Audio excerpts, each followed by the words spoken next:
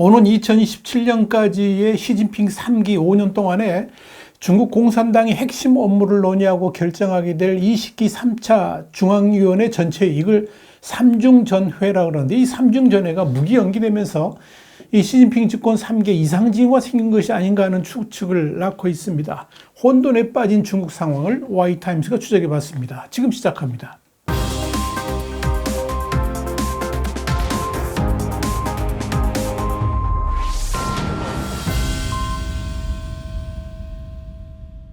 홍콩의 사우스차이나 모닝포스트는 27일 중국의 발전 전략과 우선순위를 정할 것으로 예상되었던 가장 중요한 공산당 회의가 최고 지도부가 날짜를 발표하지 않으면서 지연되고 있다 그러면서 5년마다 열리는 당대회 이듬해 당이 삼중전회를 개최하지 않은 것은 1988년 이후 35년 만에 처음으로 중국 공산당의 관례를 깬 것이다, 이렇게 보도했습니다. 5년 주기로 열리는 7번의 당대회 중에서 가장 중요한 3차 전회는 지난 40년 동안 보통 10월이나 11월에 열렸습니다. 물론 중공 당장, 그러니까 당헌법 22조는 해마다 적어도 한 차례 중전회를 거행한다라고 규정하고 있습니다. 그렇기 때문에 삼중전회 소집이 해를 넘겨도 당헌법 위반은 아닙니다.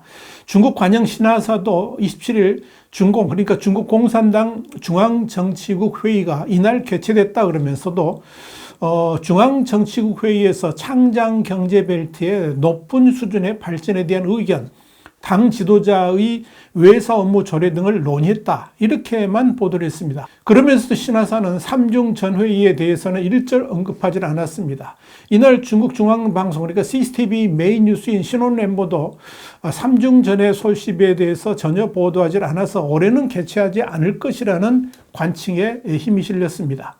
시진핑 주석이 주재하는 정치국 회의는 매월 중하순에 열립니다. 삼중전회는 소집 권한을 가진 정치국 회의가 개최 여부를 결정하고 관영 매체를 통해서 개최 시점이 공개가 됐습니다. 그런데 이 정치국 회의마저도 12월에는 열릴 계획이 잡혀 있지 않다는 점에서 삼중전회는 빨라야 내년으로 연기될 것으로 보입니다. 중국 공산당은 지난 1976년 마오쩌둥 사후에 5년마다 새로운 중앙위원을 선출하는 당대회를 개최한 뒤에 소집하는 일중전회에서 당 지도부 인사를 결정하고 이듬해 2중, 3중전회를 소집해서 국무원 인사와 경제, 농촌 등 체제개혁을 논의해 왔습니다. 이에 따라서 시진핑 지도부 출범 다음 해인 2013년 11월 9일에서 12일 열린 18기 삼중전회에서는 시장이 자원 배분에서 결정적인 역할을 한다 하는 내용을 핵심으로 하는 전면적 개혁 심화 방안을 확정한 바 있었습니다.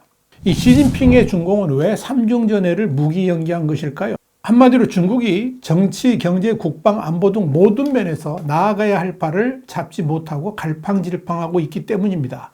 사우스차이나 모닝포스트 칭화대의 한 선임 정치연구원의 말을 빌어서 중국이 대대적으로 큰 도전에 직면해 있는 상황에서 당장 닥친 현안에 대해서 아직 합의를 도출하지 못해 더 많은 시간이 필요해서 그랬을 것이다, 그러면서 그만큼 이견이 많다는 걸 뜻한다라고 전했습니다. 가장 큰 현안 중에 하나는 경제 문제입니다. 이를 좀 더 폭넓게 보자면 이 중공 내부에서 경제 문제를 두고 노선 투쟁이 벌어지고 있다는 진단도 나옵니다. 다시 말씀드려서 개혁 개방 이후에 중공의 경제 건설을 중심으로 하는 기존 노선이 시진핑 3기가 되면서 국가 안보를 중심으로 하는 노선으로 변화하니까 여기에 대해서 반발하면서 이 경제와 안보 중에 어느 것을 더 우선시해야 되는가, 여기에 대한 논쟁이 심각하게 벌어지고 있다는 겁니다. 이와 관련해서 니케이 아시아는 지난 8월에 메이다이어 모임에서 정칭홍 전 국가부주석 등 퇴직 원로가 시 주석 면전에서 현재의 경제정책에 대해서 비판하면서 안보 우선이 아닌 경제 중심의 정책을 펴야 한다고 강력하게 요구했다 라고 보도해서 눈길을 끈 바 있습니다. 이런 기류는 시진핑 주석이 당 정치국 회의를 주재한 후에 삼중전회를 무기 연기하면서 곧바로 상하이로 날아간 점에서도 읽을 수가 있습니다. 사우스차이나 모닝포스트는 이에 대해서 지난해 봄 코로나19 사태로 2달간 전면 봉쇄됐다가 풀린 이후에 처음으로 시진핑 주석이 28일부터 3일간 상하이를 방문한다면서 시 주석은 상하이에서 창장 경제벨트의 고품질 발전을 추동하는 정책을 제시하게 될 것이다. 이렇게 보도를 했습니다. 창장 경제벨트는 중국 경제 수도인 동부연안 상하이에서 시작해가지고 가장 내륙인 쓰촨성, 윈난성에 이르는 창장 일대 11개 성과 직할시를 하나의 경제권으로 묶는 그런 구상입니다.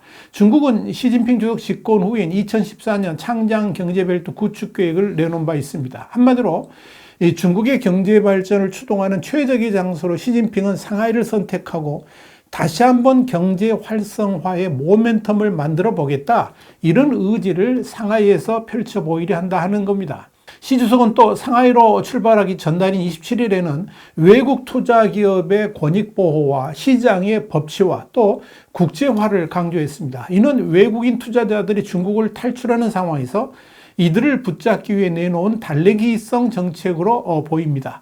시 주석은 또 높은 수준의 해외 무역 규칙을 능동적, 적극적으로 수용하고 제도적 개방을 꾸준히 확대하며 무역과 투자 자유화 그리고 편리화의 수준을 개선해서 더 높은 수준의 개방형 경제 시스템을 구축해야 된다라고 덧붙였습니다. 그러면서 자유무역 시험구 등 대외 개방 경험을 제때 법률로 만들고 높은 수준의 개방, 우수한 비즈니스 환경, 영향력이 큰 대외 개방 지역을 조성해야 된다라고 했습니다. 바로 이런 정책의 중심에 상하이가 있는 겁니다.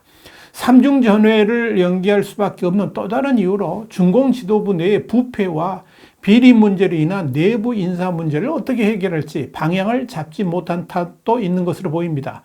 올해 들어서 친강 국무위원 겸 외교부장, 리상푸 국무위원 겸 국방부장, 리차오 로켓군 사령관, 시중보 로켓군 정치위원까지 4명의 20기 중앙위원이 선출 1년도 되지 않아서 낙마를 했는데 이들에 대한 결정은 시 주석이 당면한 난제 중에 하나입니다.